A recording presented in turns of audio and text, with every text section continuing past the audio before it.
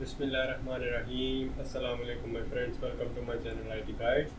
और ये है ट्यूटोरियल नंबर 17 और इसके अंदर हम बात करेंगे फंक्शंस ऑब्जेक्ट के लिहाज से और रिकर्जन ऑफ फंक्शंस और कमेंट्स के ऊपर थोड़ी सी बहस करेंगे। और यहाँ पर लास्ट टाइम हमने जो वीडियो बनाई थी उसमें मैंने बताया था कि फंक्शंस क्या होते हैं, कैसे डिफ़ाइन किए जाते हैं, यूज़र डिफ़ाइन क्या होते हैं और सिस्टम में पहले से जो बने हुए फंक्शंस होते हैं वो क्या होते हैं।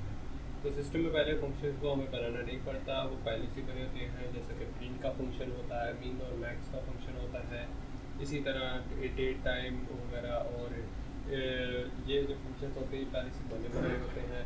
सिर्फ इसके लिए या तो हमें लाइब्रेरी इंपोर्ट करने की ज़रूरत होती है या तो हाँ ये यूज़र डिफाइन होते हैं। तो अब हम क्या करेंगे, हमने जो कुछ फंक्शन बनाए थे उनको हम एज एन ऑब्जेक्ट के तौर पर कॉल करके देखेंगे। एज एन ऑब्जेक्ट से क्या मुराद है, हमें क्या पता करना पड़ेगा, सिर्फ उसको एक तरह से वेरिएबल में फंक्शन को रखवाना पड़ेगा और उसी को कॉल करवाना पड़ेगा। मिसाल के तौर पे यहाँ पर हमने 3 फंक्शंस डिफाइन किए थे, एरिया, सर्कल और सर्कमफेरेंस वगैरह। इनको मैं दोबारा से रन कर देता हूँ तो ये यहाँ पर मेमोरी में लोड हो गए।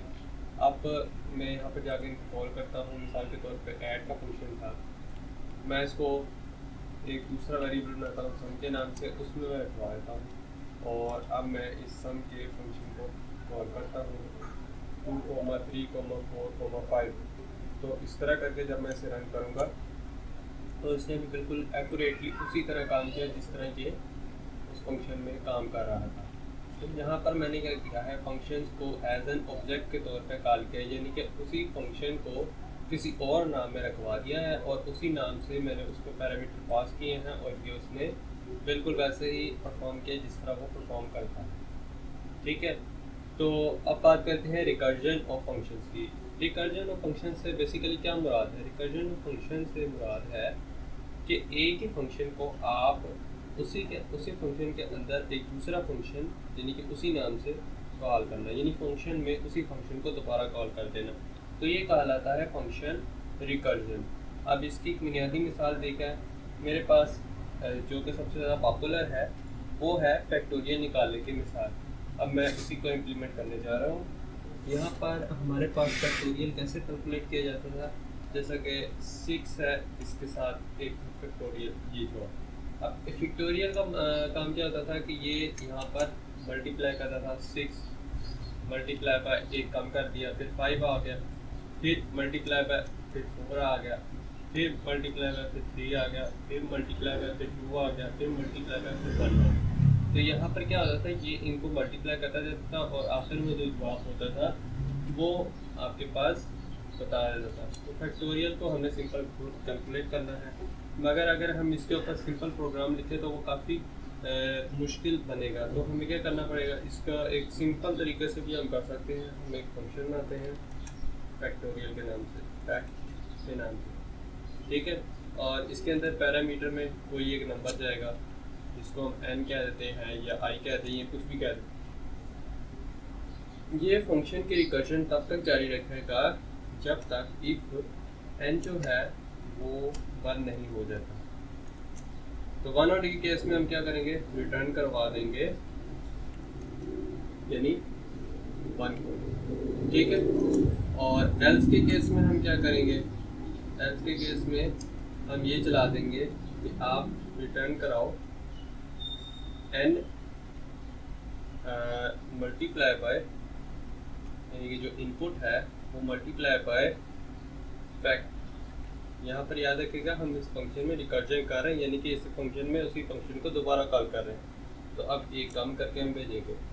बेसिकली मैं आपको अगर ग्राफिकली दिखाना चाहूँ तो मैं आपको यहाँ पर दिखा सकता हूँ कि ये मैंने एक वीडियो तस्वीर डाउनलोड की है इंटरनेट से, जिसके अंदर इसको बहुत अच्छे से बयान किया गया है। अगर हम इनपुट में इस फंक्शन के 5 पेज है तो वो क्या करेगा, इसको चेक करेगा क्या ये 1 के बराबर है, जी नहीं ये 1 के बराबर नहीं है। तो फिर इसको क्या करेगा, 5 को यानी इनपुट को मल्टीप्लाई कर दे n-1 यानी 4 के साथ। आप याद रखिएगा 4 जो है जब ये कॉल हो रहा है तो इसके साथ भी ये फंक्शन ही में कॉल हो रहा है, तो यानी कि ये दोबारा से एक फैक्टोरियल फंक्शन में ही कॉल होगा।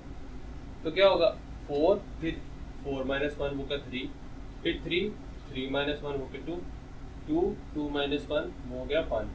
तो अगर 1 आ गया तो फिर 1 होने के केस में हमने रिटर्न 1 ही करवाना है। तो 1 मल्टीप्लाई बाई 2 डैट इज़ 3, 3 वो 2, 2 इधर आया, 2 multiply by 3 that is 6, 6 multiply by 4 that is 24, और यहाँ पर 24 मल्टीप्लाई बाई 5 डैट इज़ 120। इस तरह करके हमारे पास जो है वो फैक्टोरियल इस रिकर्जन के फंक्शन पे, यानी कि इन थोड़ी सी लाइनों के ज़रिए हम किसी भी नंबर का फैक्टोरियल कैलकुलेट कर सकते हैं।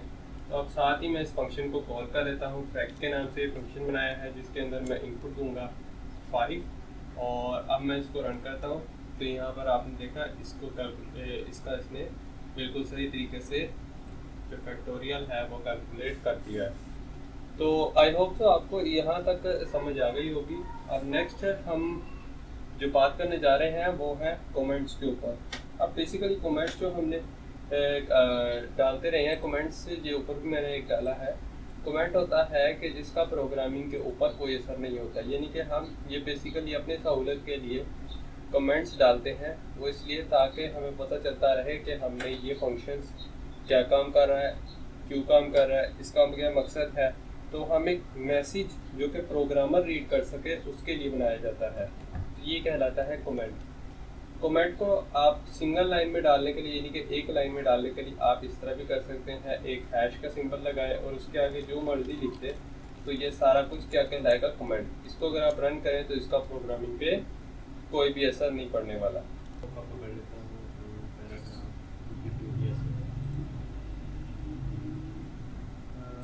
दिस इज द पैराग्राफ, और इसको यहाँ पे पेस्ट कर देते हैं, ठीक है। और इस काफ़ी लंबा पैराग्राफ है, तो ये एक ही लाइन में इसको शो कर रहा है। मैं इसको तोड़ देता हूँ डिफरेंट लाइन्स में।